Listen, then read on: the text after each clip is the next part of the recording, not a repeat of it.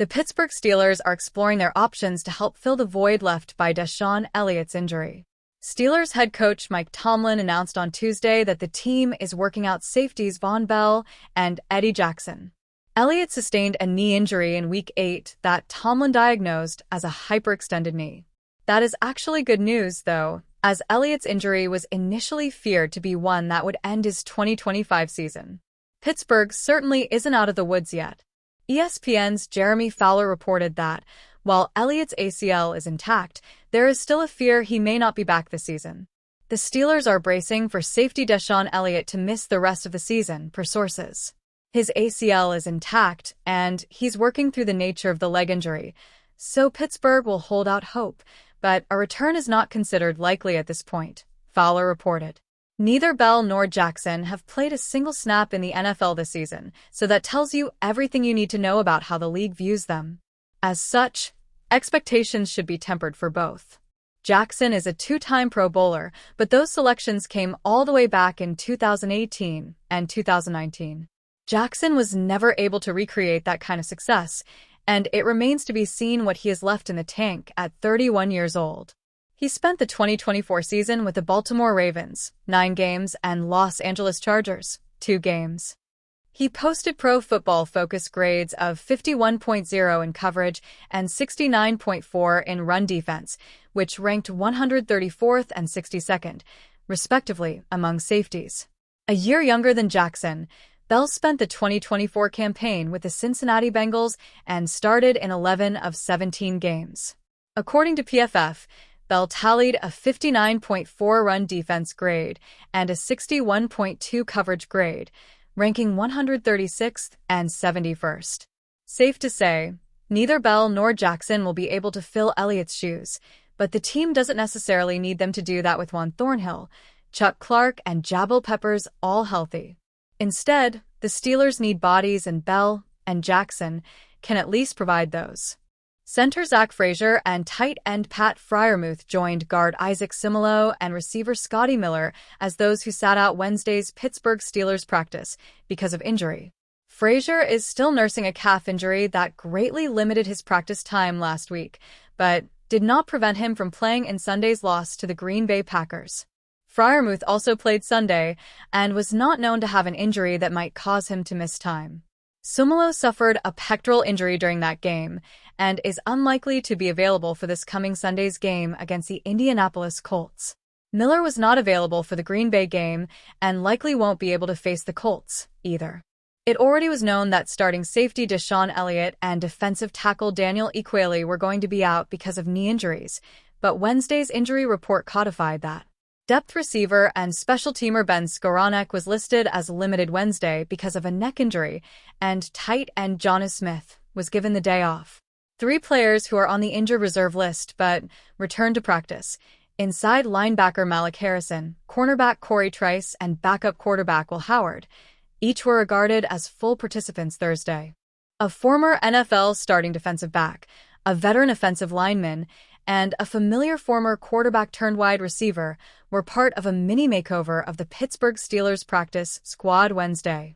Safety Derek Forrest, guard/tackle Jack Driscoll, and receiver John Reese Plumlee were announced as joining the 16-player practice squad, adding depth to a trio of positions that have experienced recent attrition via injuries to Deshaun Elliott, Isaac Seumalo, and Scotty Miller, respectively. Forrest started 17 of the 40 games he played for Washington over the 4 most recent full seasons. But he was cut by the Buffalo Bills at the end of their preseason and again let go from the Indianapolis Colts after 4 days on their practice squad last month. Forrest said he woke up Tuesday with a nasty cold but pushed through to get to Pittsburgh for a tryout. He has extensive experience at free safety, strong safety, and in the nickel/slot. You play everything. It's definitely like that as an NFL safety now, Forrest said. It's how defenses are played now. It really doesn't matter what that position is labeled as. Wherever and whatever the spot is, whatever they need me to do, I'm down for it. Although Driscoll has played tackle in the NFL, he is most thought of as a guard. He appeared in 67 games and started 18 with the Philadelphia Eagles between 2020 to 24. Plumlee was a quarterback for Ole Miss and UCF in college. But at some points during college, he played wide receiver, and during the 2024 Steelers training camp, Plumlee did a little of each. Cut at the end of last year's preseason, Plumlee has since spent time with the Jacksonville Jaguars and Seattle Seahawks.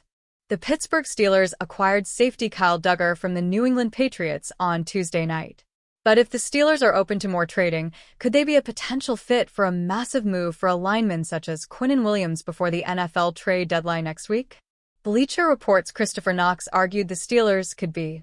Knox named the team one of two potential suitors for Williams, who made first-team All-Pro in 2022. A three-time Pro Bowler with 40 sacks on his NFL resume, Williams is the sort of player who would land the Jets' premium draft capital that could be used to chase a quarterback in 2026, Knox wrote. He won't turn 28 until December, and he's under contract through 2027. Williams has posted 32 combined tackles, including 7 tackles for loss in 8 games this season. He also has 3 forced fumbles, 3 quarterback hits, and a sack. However, the New York Jets' defensive lineman wouldn't come cheaply. Knox argued any trade proposal for Williams should begin with a 2026 first-round pick. That's why pundits are likely to see any move to acquire the Jets' defensive lineman as a blockbuster. The NFL trade deadline is Tuesday, November 4th.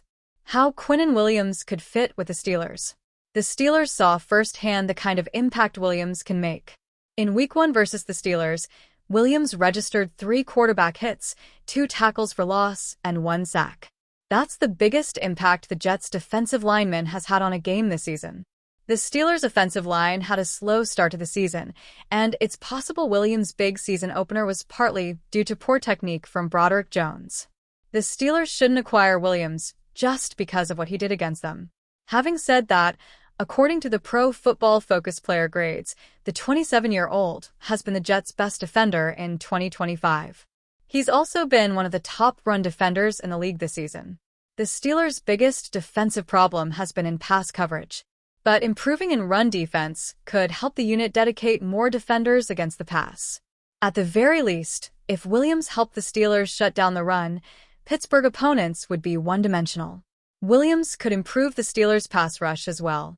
He has recorded at least 5.5 sacks in each season since 2020. Why the Steelers shouldn't acquire Williams. Age hasn't been a big concern for the Steelers while they've tried to find defensive improvements over the past couple years. But at some point, it has to become a concern. While Williams is still on the right side of 30, he turns 28 in December. He could be closer to his decline than his peak. The Steelers' defense arguably already has too many of those types of players. The unit has a lot of former All-Pros who aren't playing at that level anymore in 2025. That's likely due to age. If this were the first veteran the Steelers were adding to their defense in quite some time, it wouldn't be a big concern.